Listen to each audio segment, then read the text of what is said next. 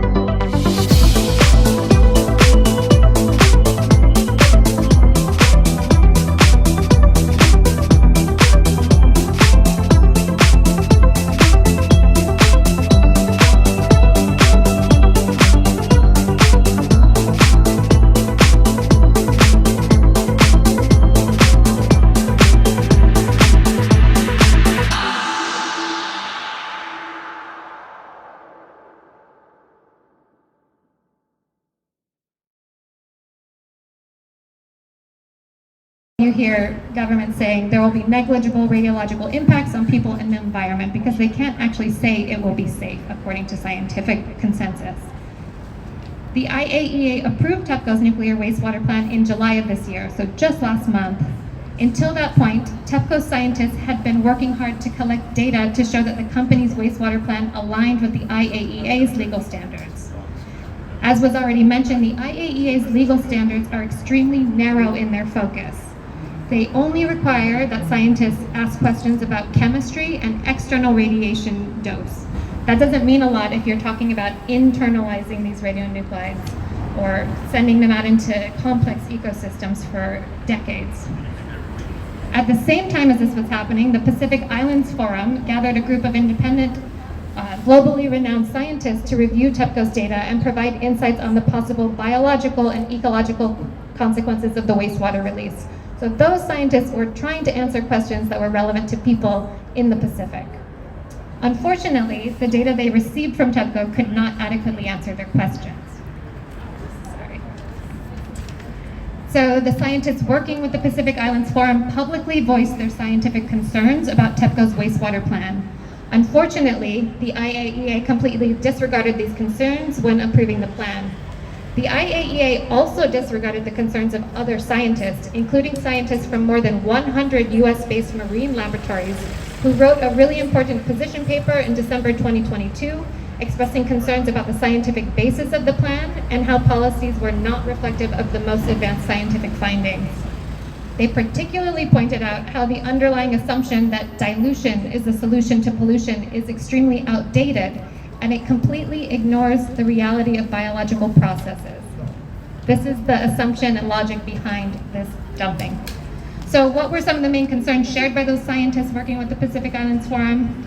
First, they said that TEPCO's data was, quote, incomplete, inadequate, and inconsistent, unquote.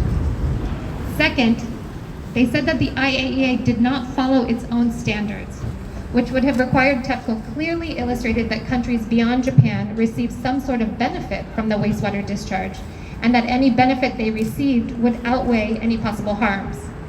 The scientists shared that the fact that there were absolutely no benefits to countries outside of Japan should disqualify the plan under the IAEA's own standards. They allowed Japan to say that this was not an issue, and so they kind of just let it go along. So Japan made the decision to dump, and there were no questions made about the benefits anywhere else. The third point was that, as was already mentioned, TEPCO has many other options for storing its own nuclear waste on land.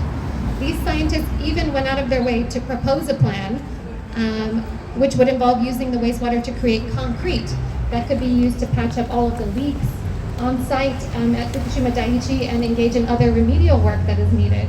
However, Japan rejected the plan. One of the reasons was because this concrete would be classified as nuclear waste according to Japanese laws. So we can see in this case how the IAEA's legal approval allows Japan to discharge its own responsibilities for managing its nuclear waste on land by using the Pacific Ocean as its own dumping grounds. So we can see that TEPCO's wastewater discharge plan is scientifically questionable. It was also designed to serve the interests of TEPCO and the Japanese nuclear industry at the possible expense of people throughout Japan and the Pacific. But it also raises a number of really important questions about whether more states will start breaking from international norms and begin pursuing this option in the near future.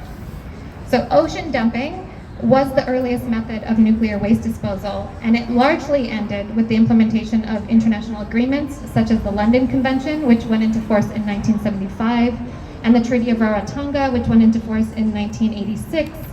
And there were other international agreements such as the Convention on the Law of the Sea that set up legal mechanisms to hold states accountable for polluting the high seas. Japan's decision to release its nuclear wastewater into the Pacific Ocean goes against these international norms that we've worked really hard to establish, and it sets a dangerous precedent for what might come. So one way to ensure that ocean dumping of nuclear waste does not become a new normal practice again is for someone to file a case against Japan before the International Tribunal for the Law of the Sea. So a lot of people have been talking about this for a while. Back in November 2022, I joined others from the Nuclear Connections Across Oceania conference based at the University of Otago, and we encouraged the New Zealand government to do just that, to take Japan to court. Yes. The response we received was that the New Zealand Ministry of Foreign Affairs and Trade had full confidence in the IAEA. Foreign Minister Nanaya Mahuta reiterated her confidence in the IAEA and its, quote, science-based approach, unquote, after the agency's approval of TEPCO's plan in July 2023. She also shared that, quote, New Zealand continues to stand alongside Pacific partners to ensure their concerns are adequately taken on board, unquote. Unfortunately, the New Zealand government's words are not reflected in their actions. For example, the New Zealand government says it follows a science-based approach to TEPCO's wastewater release, but completely disregarded serious concerns raised by prominent international scientists, including the globally renowned scientists working with the Pacific Islands Forum, which are New Zealand's partners in the Pacific.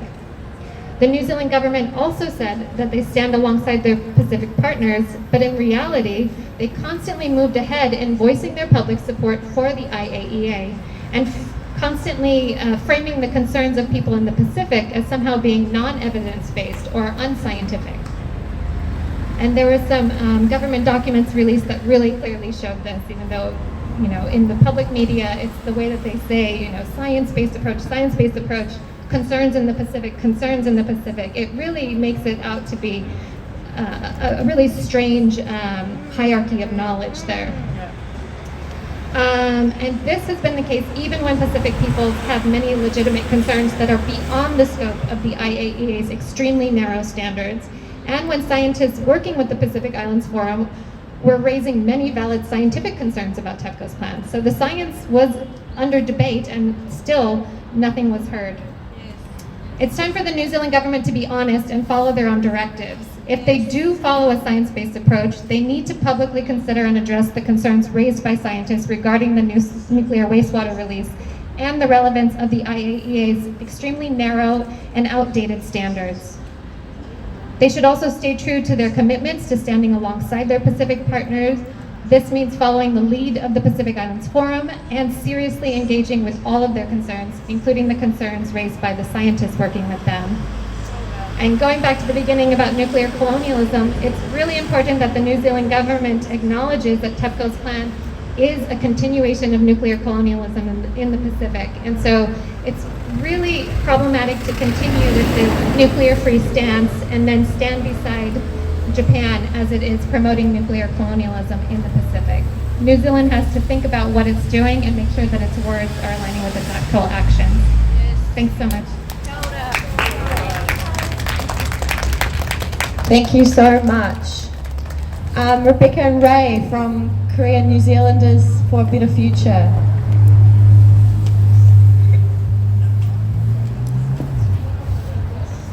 Tēnā koutou katoa, my name's Rebecca, this is Ray. We are two members of Korean New Zealanders for a Better Future, and we're here today as people living in Aotearoa and also as Korean who are another group of people whose government has kind of failed them in this issue by allowing the dumping of wastewater to go ahead with essentially their consent. So we have a written statement that we'll read together to you in Korean and English, and of course I want to tautoko the words of Darlene and Dr. Birch, who have spoken before us. 예, 안녕하세요. 여러분들은 그리고 이 땅에 살고 계신 모든 사람들은 바다로 둘러싸여 있는 뉴질랜드에서 살고 있으며 앞으로도 바다와 함께 생활하고 바다를 쳐다보며 살 것입니다. Everyone here today and everyone living on this land, Aotearoa, are surrounded by the ocean and will continue to live alongside and look out over the ocean throughout our lives. 어제부터 일본은 후쿠시마 원자력 발전소 사고로 발생한 방사능 오염수를 바다에 방류하기 시작했습니다. Since yesterday, the Japanese government has started releasing radiation-contaminated water from the Fukushima nuclear power plant meltdown into the ocean.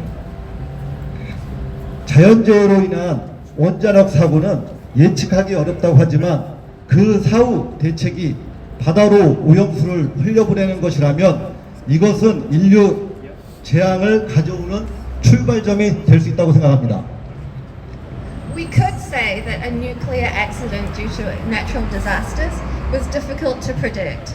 However, if the response is to let irradiated wastewater to flow into the ocean, this could signal the start of a catastrophe for humankind. 하지만 일본 정부와 국제원자력기구는 오염수를 해양에 배출하는 것 이외에 다른 대안, 즉 장기간 밀봉을 한 후 저장하는 방법이나 매립 등의 방법을 제시하지 않은 채 오로지 해양 방류를 선택하였습니다. However, the Japanese government and the IAEA have chosen to focus solely on dumping the wastewater into the ocean rather than considering other options such as long-term containment. 수많은 생명 파괴와 위험을 안고 지금 이 순간 핵 오염수는 바다를 흐르고 있습니다. 일본의 작은 오촌에서 제주도의 해녀들로 태평양섬 국가들을 넘어 이곳 아오테아로아까지 우리의 정부는 무관심한 채 있지만 더 많은 수의 우리들은 오염수 방류를 반대하며 여기에 서 있습니다. At this moment, nuclear wastewater is being dumped into the ocean with little regard for the multitude of ways that this may cause harm. From the fishing villages in Japan to the Henyo divers of Jeju Island, across many Pacific Island nations to Aotearoa, our governments may have acquiesced to the arguments of the Japanese government and the nuclear lobby, but many more of us are standing up in opposition. 이 모든 사실을 알고 오염수를 바다에 방류하는 행위는 바다와 함께 사는 우리 인간과 모든 생명체의 미래의 세대까지 건강하게 살 권리를 침해하는 것으로 볼 수 있습니다. To forge ahead with dumping wastewater into the ocean, despite knowing this, can only be seen as a breach of the rights of all people, all life, and of future generations who live with the ocean.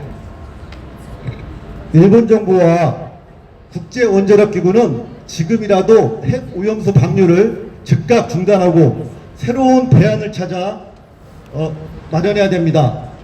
여러분, 바다는 우리 생명의 근원입니다. 어떤 쓰레기도 바다에 버려서 안 되며 작은 물고기는 잡아서 안 된다는 상식이 우리 모두를 공유하고 있습니다. 그리고 바다는 삶의 터전일 뿐만 아니라 때로는 구름으로, 때로는 빗물로 우리에게 직접 다가옵니다. 그렇게 우리는 바다를 통해 생명을, 기쁨을 또는 위로를 받으며 공존하고 있습니다. Although late, the IAEA and the Japanese government must immediately stop the dumping and find a new alternative. Everyone, the ocean is our source of life. We share the common knowledge not to throw even our regular rubbish into the sea and to be mindful of how we gather food from the ocean. Not only is it the background to our lives, it visits us sometimes as clouds and sometimes as rain. We are in symbiosis with the ocean and it gives us strength, joy, and at times comfort. 뉴질랜드 정부는 일본의 핵 오염수의 해양 방류를 적극 반대해야 합니다.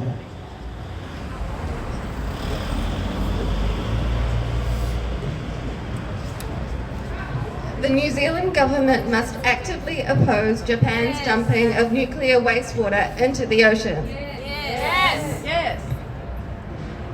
핵 오염수가 더 이상 바다로 흘러 들어가지 않도록 함께 당장 행동해 주십시오. Act with us now to stop the continuing flow of nuclear wastewater into the ocean. 태평양을 지키자. Protect the Pacific Ocean.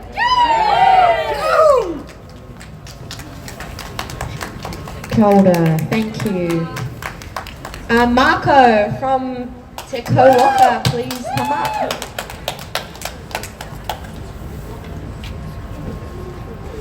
Kia ora koutou. Tala Fulava, Malusuku Mau, Malagang Ma. My name is Marco de Jong, co-director of Tikwaka, the organisation formerly known as New Zealand Alternative. And we're here standing in solidarity with affected communities in the Pacific as they continue their struggles for nuclear justice.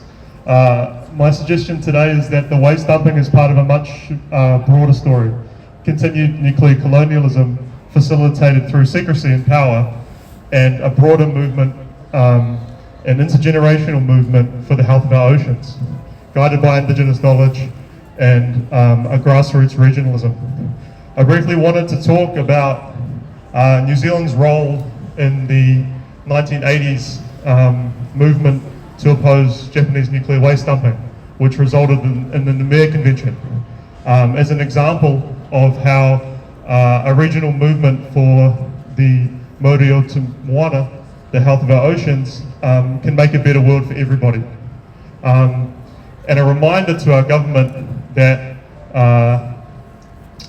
these things matter, and our international image and global image as a bastion of liberal internationalism and defender of the rules-based international order is based upon principled opposition to injustice.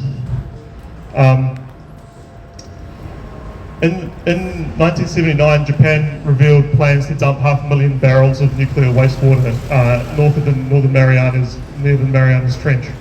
It caused widespread regional opposition, and in 1982, Pacific nations gathered in Rarotonga for a hui on the human environment in the South Pacific. It was modelled on the 1972 Stockholm Conference. There, Guam came up with a bold plan to go to the London Dumping Convention and use Kiribati and Guam to advance a total prohibition or moratorium on the dumping of all nuclear waste at sea. This was stonewalled in a series of regional meetings from 82 through 86 by Britain, who is the largest ocean dumper of nuclear waste, and others.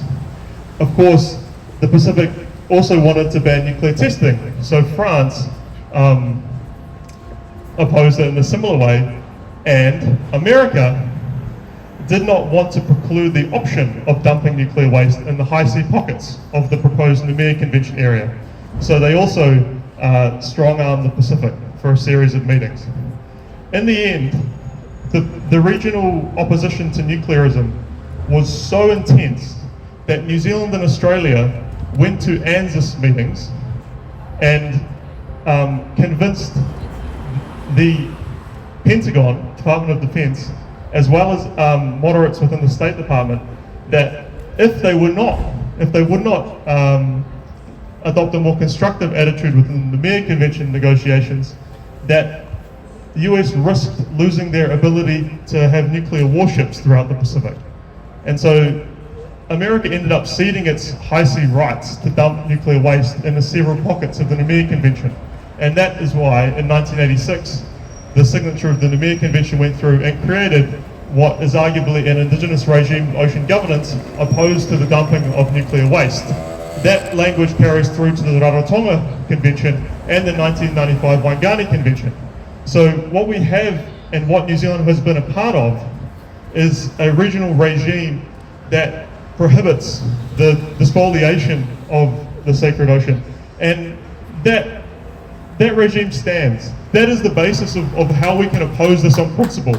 And we can't simply turn back. I'm standing here because in the Pacific, Japanese attempts to erode a Pacific consensus have created compounded harms for activists within Fiji, Marshallese activists. Sitivini Rambuka was on Twitter bullying activists. It is compounding harms for our peoples, and it's breaking down our ability to resist ongoing colonialism and the effects of climate change, and the fact that our ocean is very quickly becoming, a sacrifice zone, and we need to stand up against this. And so I suggest that we consider this as part of a broader story and an action that stands against the normalization of this type of behavior, and we should oppose it on principle and as the thin end of a wedge. Kia ora koutou, whakatele lava. Thank you, Marco. From Fridays for Future, we have Sherry. Hi everyone, my Chinese name is Gao Yuan, and I'm from Fridays for Future, also 350. So I'm going to start my speech in Chinese because that's my mother language, and the source of this article is from China Atomic Energy Authority, and I'll just read it in Chinese and then read the English so everyone can understand.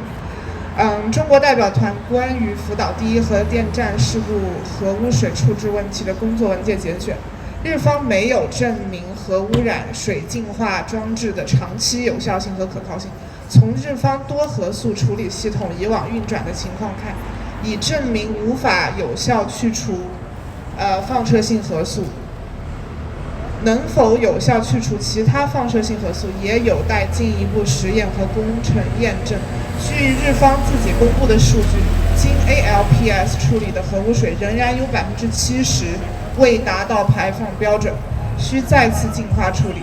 在后续长期运行的过程中 ，ALPS 的性能和有效性、可靠性可能还会随着设备老化进一步下降。除130多万吨待排放核污染水外，福岛核电站未来还将产生大量核污染水。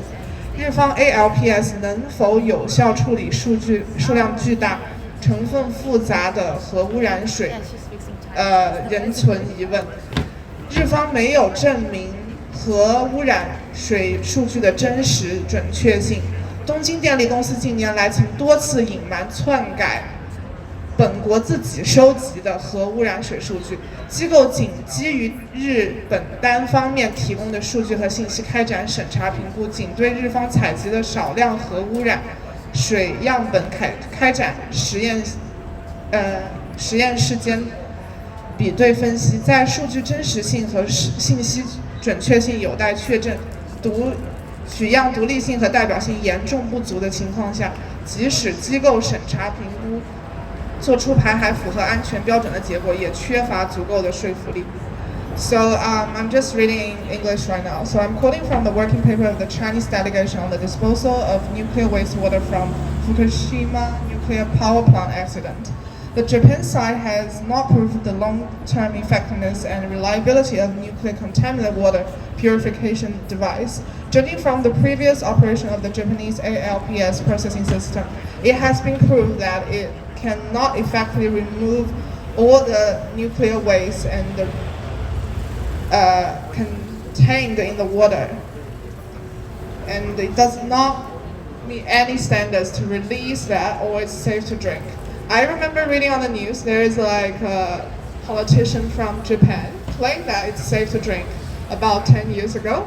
I don't know where he ends up now. I hope he's fine. But even he ends up in hospital, I think, yeah, that's fair enough. And also, quoting from the data released by Japan itself, about 70% of the nuclear contaminated water treated by ALPS still fails to meet discharge standards and needs to be purified again. During the subsequent long-term operation of ALPS, the performance, effectiveness, and reliability of ALPS may further deteriorate as the equipment ages.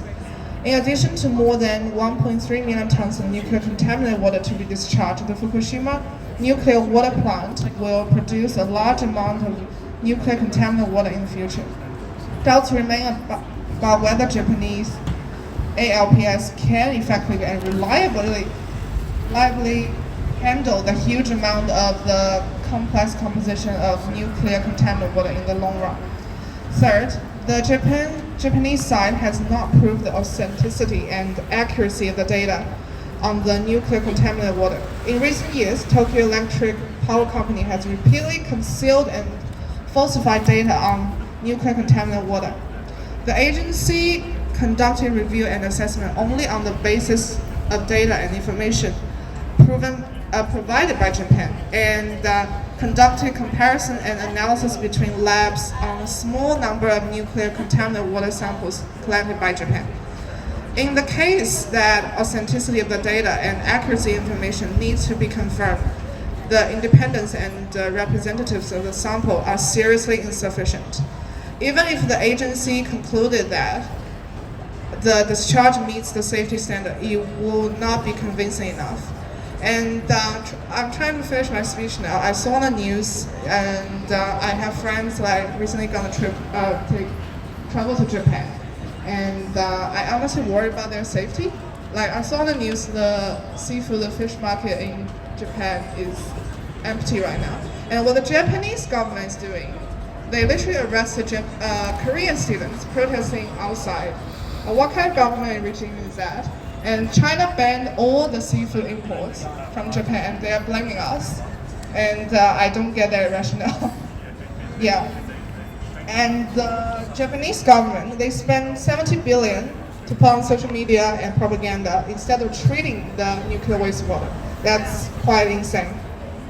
So yeah, I'll just finish my speech. Yeah, thank you. Thank you. I would like to just open the floor if anybody else would like to say anything before we wrap up. No, kia ora. All right, thank you everybody for coming. Might ask anyone who took photos or videos to go ahead and post those on the event page so we can all share those out and get the word out there. This is not something we're just doing today and then leaving behind us. This is something we're going to keep standing for. Their plan is to release the water gradually over the next 30 years. So every day that we stand against that and challenge that, you know, we're doing what needs to happen right now. And us standing, as we heard in history, it makes a difference and we can turn the tides. So, Whaia, may I call on you? Oh. Yes. Oh yes, let's get a photo up at the front here along this line with all of our banners before we go. But Whaia, may I please call on you for a closing karakia before we do that?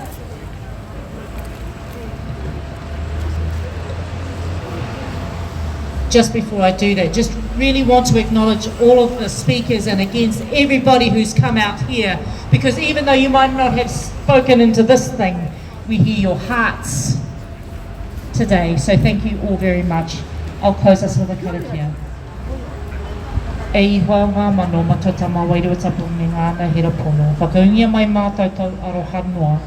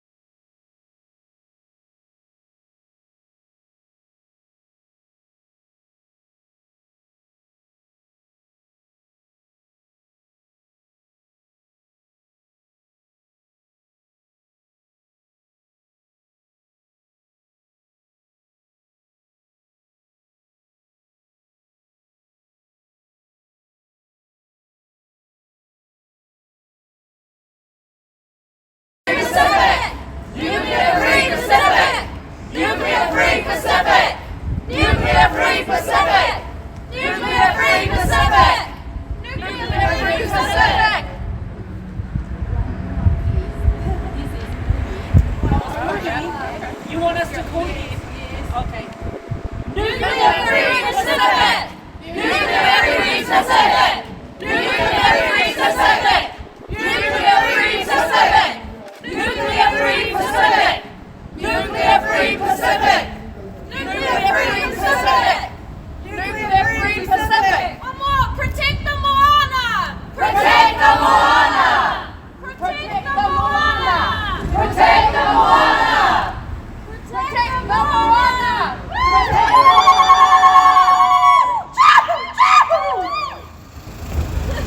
Thank you, everybody. Thank you. Please share your photos.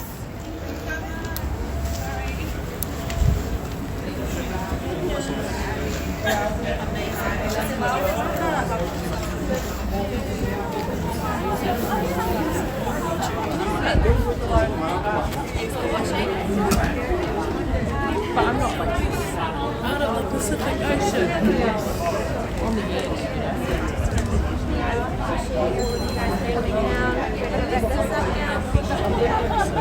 집회가 마무리된 것 같고요. 이렇게 피켓을 들고 이 정도 나오면은 뉴질랜드에서 꽤 성공한 집회로 여겨집니다.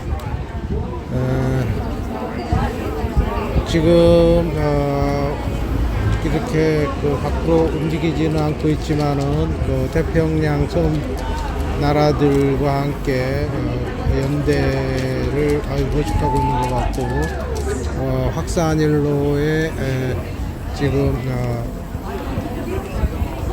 와 있습니다. 뉴질랜드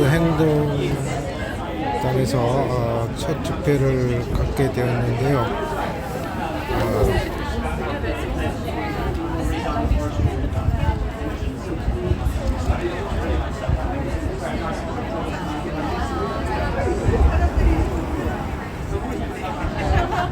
집회가 끝나고 서로 의견을 교환하고 있는 시간을 갖게 됐습니다. 지금 저는 이제 유튜브 채널로 라이브 방송을 했고요. 페이스북으로도 라이브를 했는데, 여기서 지금 카메라를 핸드폰을 2대를 들고 촬영하다 보니까 조금 난감하네요. 이거 페이스북 라이브 방송은 여기서 추리할 것 같습니다. 또 자세한 내용들은 끝난 이후에 시간을 내서 정리해서 올리도록 하겠습니다. 감사합니다.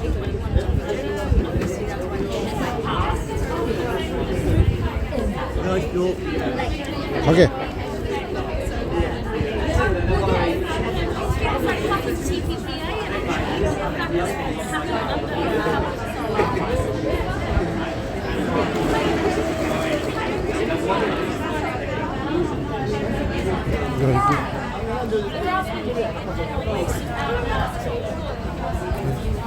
좀 뒤로 요 물이 이쪽이랑 돌려 이쪽으로. 가자. 고생하셨어요. 근데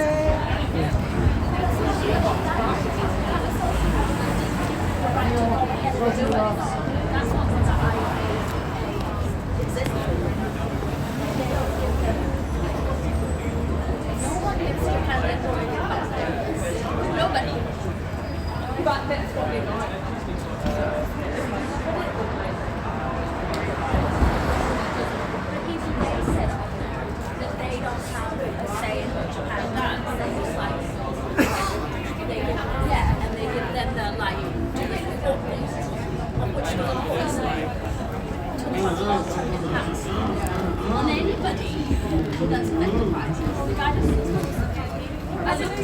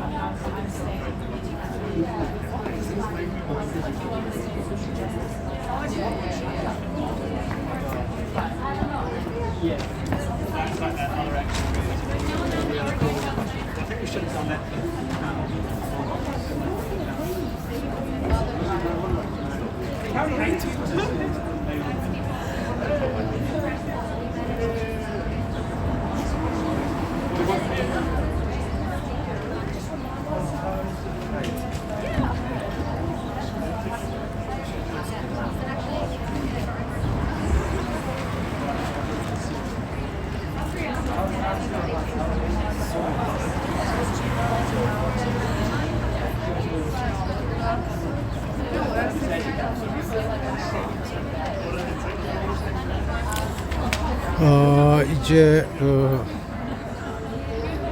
유튜브 채널 라이브 방송도 여기서 줄여야 할 것 같습니다. 다음에도 이런 행사가 집회가 있으면 신속히 찾아와서 방송을 해보도록 하겠습니다. 감사합니다.